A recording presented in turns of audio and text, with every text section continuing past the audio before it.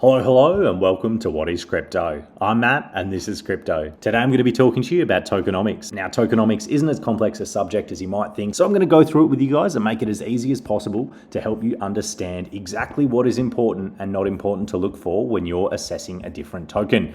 If that sounds like it could be for you, then smash that like button, drop a comment down below, and subscribe to the channel. Also join my Discord. It's 100% free to join, so pause the video, scroll down, click the link, and I'll see you there. Cheers, legends. I appreciate it. I appreciate you. Now let's get into it. Alrighty, first up, let's go through what we need to look at and some definitions. So we've got market cap, we've got total supply, we've got circulating supply, and we've got fully diluted valuation. So those four things I think are the most important things to look at initially when looking at tokenomics. Yes, it's important to note the volume and how much of that coin is being traded. However, I think that understanding market cap, fully diluted valuation, total supply, circulating supply, and token price, understanding that initially is super important. And from there, we can always build in a later video where I look at trading volume. Alrighty, so let's get into it. So first up, we have market cap. Now, what is market cap? Well, market cap really just means the token price. So the token price, think Pepe, this price, 0.00001332.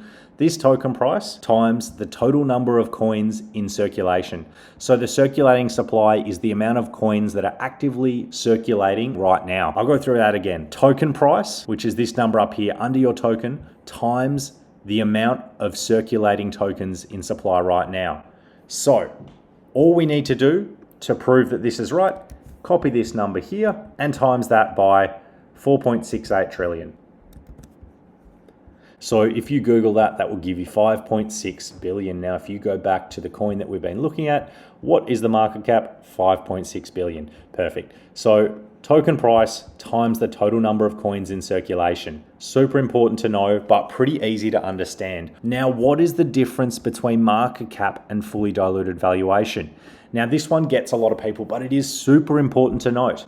Now, why does this get a lot of people? Well, in some coins like Pepe, the market cap and the fully diluted valuation are the same. However, in other coins, they are not. So we've gone through what market cap means, which is the circulating supply times the token price. Now, fully diluted valuation is the total number of coins that there will ever be times the token price. Now, if you hover over this little circle here with the dark filled in bit, this shows you the percent of supply in circulation. So currently, there are only 15% of the total tokens that there ever will be in Heroes of Marvia circulating supply right now. So that means there are an enormous amount still to be unlocked. We've got 15% in circulation, which means we have 85% of coins which are still yet to come to market. I hope this is making sense so far, but I'm going to put it down in a pretty simple analogy. Think about this as dilution. Now, think about dilution in its simplest sense. If you have an empty glass in front of you and you fill it up with mix-up cordial right to the brim and you drink from it, it's going to be really strong. You're probably not going to be able to drink it. And even if you could, you probably shouldn't, as it's going to be super sweet. Anyway, think about that. You have a glass full of something that's really concentrated. Now, it's really concentrated and it's really strong. So because the glass is already full, there is no room to put water in it, and water would dilute it down. Now, if you have a glass that you fill up 15% with mix-up cordial and you fill the rest up with water, then that is going to be significantly more diluted. It's going to be significantly less strong. Now, that is what you need to think about with our money. Now, if you hear in the news, monetary displacement, money printing, why is this bad? Well, what would happen if you had a glass of juice and you put a lot of water in it? It would be weaker. That is exactly what happens with our dollar. Our dollar, by adding more supply into it, printing more money, we are diluting it. We are making it weaker. So this is what you need to understand with fully diluted valuation and market cap. Now, there are some times where it makes sense to have a different market cap and fully diluted valuation. This is where you need to go into the vesting schedule and have a look at when those token unlocks actually occur. But I will do another video on looking into the vesting schedule. But to quickly explain why this is important, say if there are 38 million Marvia coins in circulation and there are another, say, 210 about to be dumped on us in the next week, well, that is really, really bad, as all of that dilution is going to happen at once. However, if there are 210 million tokens that don't get unlocked until 2035, well, I don't really care about that. That is so far in the future, and the dilution isn't going to happen in the time that we're holding that token. So yeah, there are a few different things to be aware of, but just be really careful when you look at a token and you see it's got a low market cap and you see it's got a high fully diluted valuation. That's what they call low float high FDV coins.